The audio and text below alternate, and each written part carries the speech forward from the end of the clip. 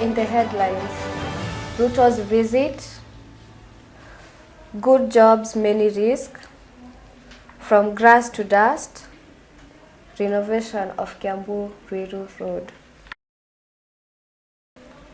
Good morning, dear esteemed viewer. Welcome to special edition right here at Kings TV, ready to quench your thirst on the current happenings in our country. I'm Harriet Nyanchama. For more information, follow us on our social media platform, Facebook, Kings TV, YouTube, Kings Fraternity. Welcome to the broadcast. I am Carol Karimi.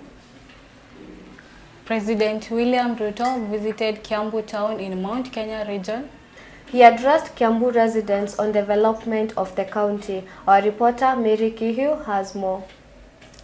President William Ruto on Thursday 17th August graced the resident of Kiambu County with his presence. The president alighted from his vehicle and walked as he greeted the resident. Ruto was accompanied by Kiambu Governor Kimani Wamatangi, National Assembly Majority Leader Kimani Ichung'wah, and other leaders in Kiambu County. The president assured Mount Kenya residents that government is committed in bringing development to the country and creating job opportunity for the youth. Ruto noted that his government has created positive change by addressing the challenges of shortage of teachers in our country. The President Ruto also completed his tour in the Mount Kenya region in Kiambu County. President William Ruto started his tour in Mount Kenya at Nyeri County. He finally finished his tour in Kiambu County. He interacted with the people of Mount Kenya and he promised that they will be working together. Reporting to Kings TV, Mary Kehio. Still on the tour, President Ruto made various promises including creating of job opportunities, stabilizing the economy. Mama Mboga and Hustler family were not left behind. President Ruto promised to construct 20 markets in the county. Mathenge Mary reports. On 17th August, Kiambu residents seemed to have the best of moments since the President, His Excellency William Ruto, made his first visit in Kiambu town. Residents had left up their working premises to meet their President. He received an invitation through the county government to ACK St. James on a fundraise of laying a foundation of the church construction. President William Ruto gave promises to the residents within Kiambu County. In education sector, he gave detailed information of CBC curriculum. Kwanza mimi niliwaahidi ya kwamba nitasuluhisha mambo ya CBC. Watoto wetu shuleni hawatahangaika. Mimi nataka niwatangazie mambo ya CBC tumemaliza, na kwa miezi 8 tumeajiri walimu wapya 56,000 ndio watoto wa kila mtu apate. And the employment of 156 teachers, stabilization of the economy will soon fall into place since they had harvested 40 million bags of maize last year and now it's 60 bags of maize as for this season. The employment among youths in Kiambu town will take place as soon as the construction of the affordable houses begins. Kiambu has been awarded Kenya shillings 70 billion. The construction of ICT labs to train technology in every ward is ongoing. Leo mimi nimefika hapa niwatangazie watu wa Kiambu, hapa Kiambu constituency, ya kwamba mambo yenu iko katikati ya mipango ya serikali ya Kenya. Del Monte has been awarded Kenya shillings 10 billion for the special economic zone to reduce the importation of goods such as leather, furniture, among other products. Tangangi Market is under construction and has been awarded 500 million Kenya shillings and other markets within Kiambu County. Expansion of Kiambu Road is expected to take place and other many roads, e.g. the Ndegwa and Kagongo, among other, not leaving behind the completion of Kirigiti Stadium. Journalism is based on truth, accuracy and fairness. Print and all types of media is guaranteed freedom of expression and access to information. In accordance, these rights tends to be violated in their line of duty. Harriet Nyanchama reports. Journalists have 3 roles: to educate, to entertain, and to act as watchdog of the society. While in other circumstances, their lives have to be claimed. In case of a Pakistan-based journalist, Arshad Sharif, who died in Kenya, Kajiado County, and the local police officers identified his case as a mistaken identity. Well, not only that, but some other journalists have been taken to a court of law in connection of murder cases, including Jackie Maribe, and many more.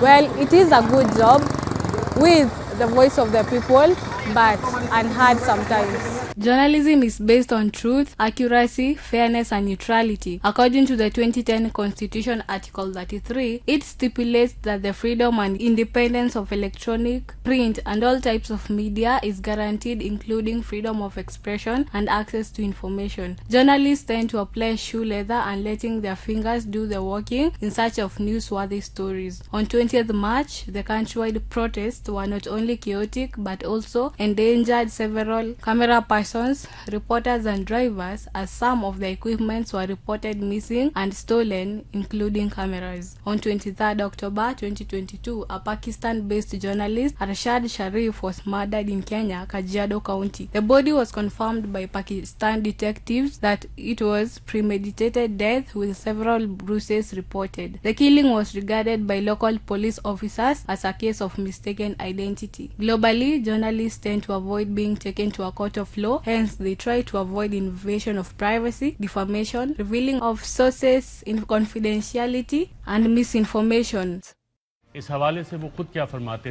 Sharif had previously worked as a presenter for the Pakistani channel Arai. It was well known to be highly critical of the government and military. He left Pakistan after saying he'd received death threats. There are reports an application has been filed with the High Court for an investigation into the circumstances surrounding why he left the country.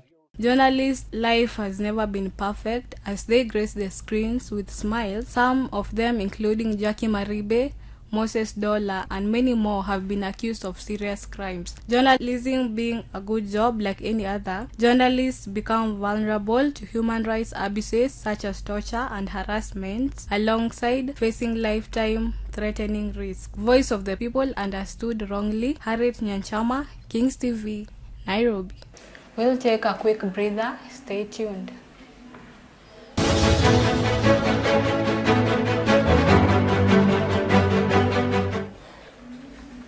Welcome back.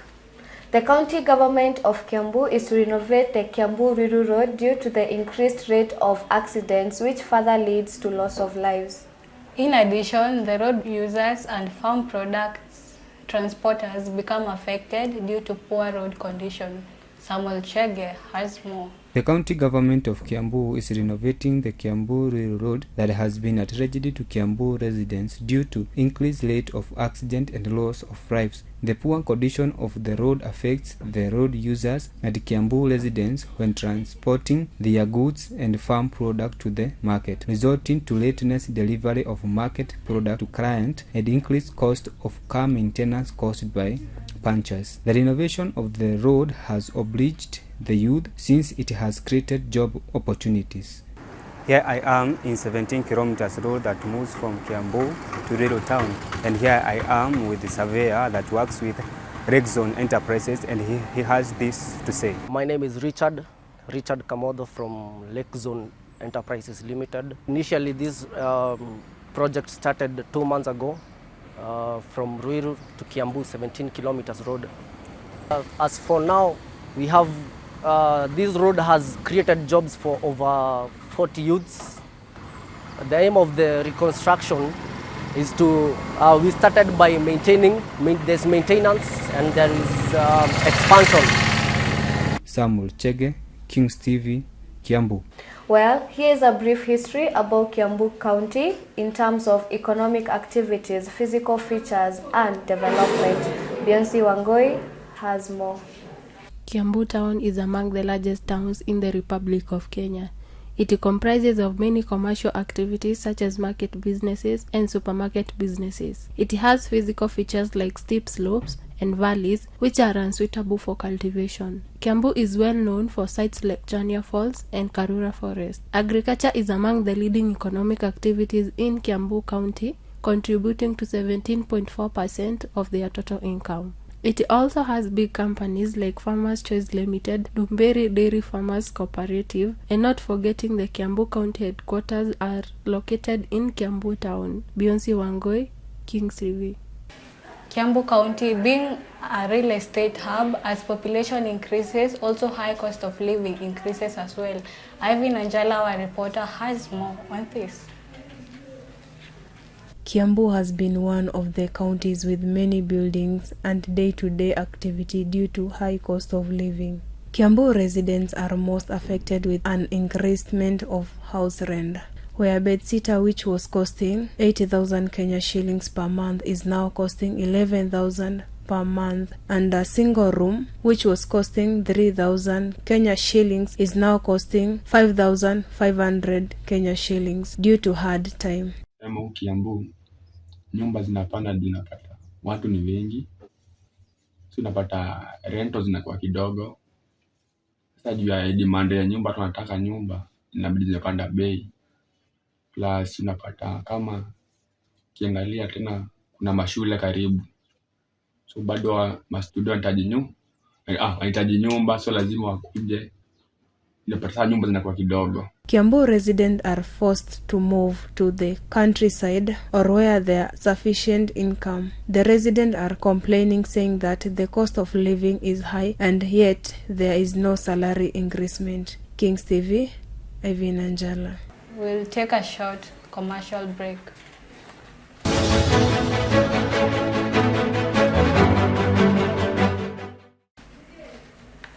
Welcome back. It is said that hard work always pays off, but sometimes we intend to land ourselves in jobs that we didn't intend to do.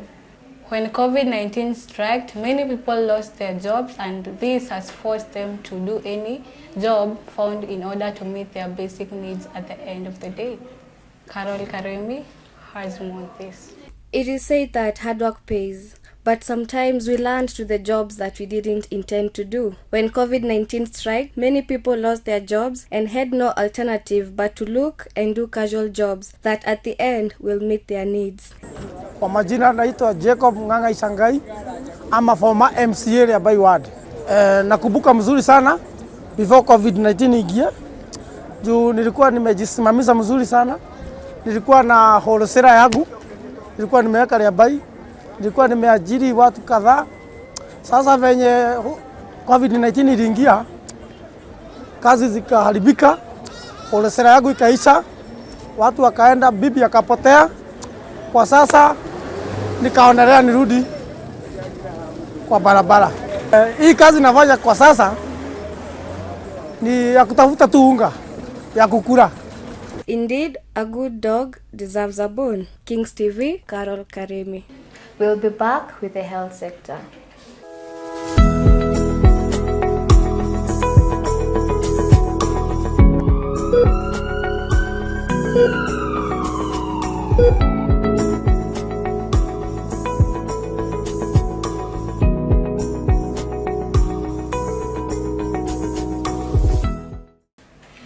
Welcome back. It is said that an apple a day keeps the doctor away. Did you know that you can contact UTI through sex? Well, today on Ask Your Doctor, you will get to learn more on UTI, and Cynthia Nyambura, our health specialist, has more on this. Let's take a look.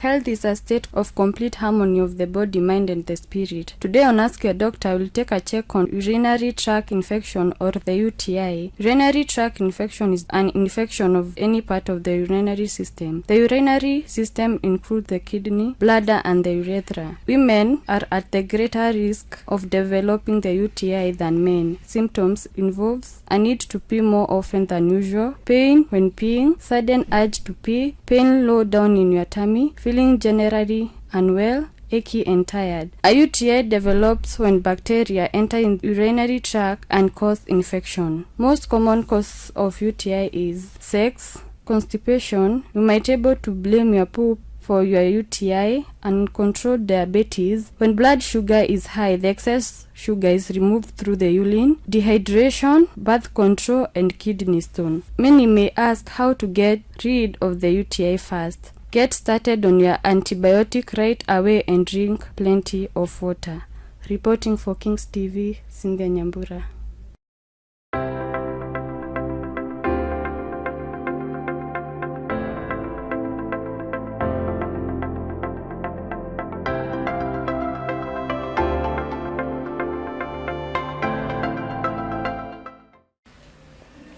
Well, on our business zone, on matters concerning the growth of the country. We focus on how the increase of fuel prices resulted to increase to cost of living. Ola Petrol Station, which is among the fuel stations, decided to gift customers with flour for every gas refill. Our business reporter Dominic Muya has more on this report. Here I am in the suburbs of Kiambu County, where I'm reporting about Ola Petrol Station, the offer they were giving about gas petroleum and the flour that they are giving to their clients. Here we were able to speak to the supervisors who gave us information about the project. Naitwa Steven Mutua. Yenye alifanya Ruto, alitoa VAT ya gas, lakini mambo ya cylinder hiyo bado. Ndio tukuja na hii idea, tuliangalia kwanza venye maisha iko. Then venye tuliona hali imekuwa ngumu, tukatoa njia moja ya appreciate customer wetu. Tukasema tukakuja tu na hii njia ya kupea customer unga. Unajua chakula ndio ya muhimu mbele ya vitu zote. Ukiingia kwa station ya Ola yoyote, tuanzie na hapa Kiambu, ununue gas, mafuta, wanywe service. Kuna watu napeana in terms of point. So unakuja kwa simu yako, unaenda Play Store, na download app inaitwa Orago Energy app. You go and register. Register is very simple. Inakuitisha tu majina yako, nambari ya simu, jede yako, maya ni mwanamke, mwanaume. Kisa malizia, unakuwa register. Ukimaliza unapewa 200 points. Then after that, hiyo point utakuwa unatumia either kuredeem kupata mafuta, kununua gas, unaweza fanywa nayo service.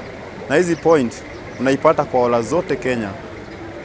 That has been the story from the supervisors here at Ola Petrol Station, Kiambu. Reporting for Kings TV, I am Muya Dominic. And now we'll be back with Sports Arena.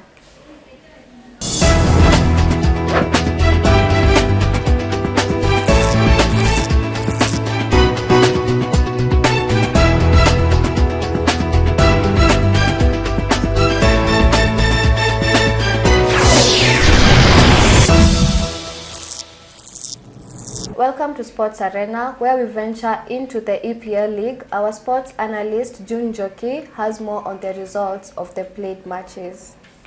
Welcome to Sports Arena, where we serve you with the latest news happenings around the world of sports. We kick off with the national sport news, whereby the Malkia Strikers face Burkina Faso in second clash of volleyball in the African Nation Championship. Injury rules out AFC Leopards midfielder until 2024. The 30-year-old player, Victor Omune, will be sidelined for the beginning of the 2023-2024 Football Kenya Federation Premier League season due to a knee injury. Now to international news, whereby Chelsea reject multiple Newcastle bids for Lewis Hall, but teenager wants move. The 18-year-old made his Premier League debut for the Blues last season and would go on to make 9 appearances in the top flight. Pep Guardiola admits Manchester City hero Cole Palmer could be sold this summer, but he's unsure whether the 21-year-old player will stay or leave Manchester City with interest in the young forward rapidly growing. Mikel Arteta issues blunt response to Gabriel transfer speculation. Gabriel is being lined up as a transfer target for Saudi Arabia Pro League clubs. England Lionesses reach first ever Women's World Cup final after seeing off Australia.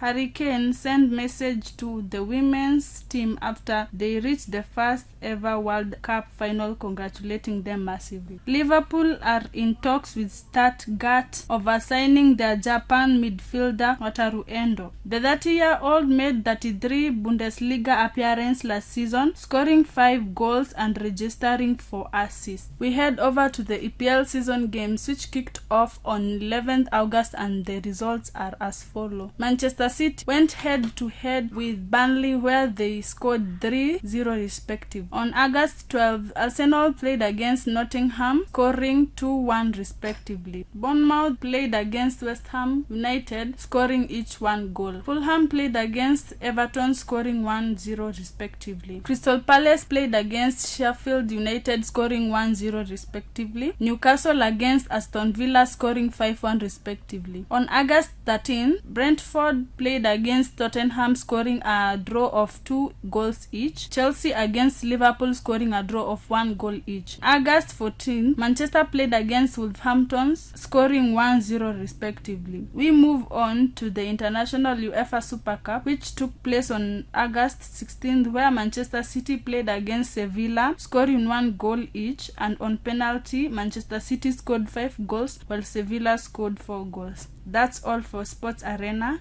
Kings TV, June Joki.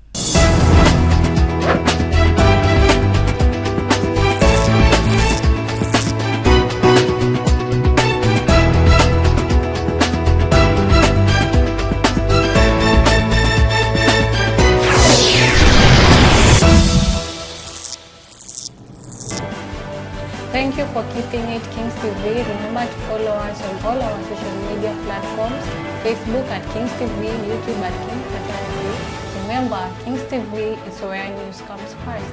See you in the next bulletin. I am Carol Karimi. And I'm Harriet Nyanchao.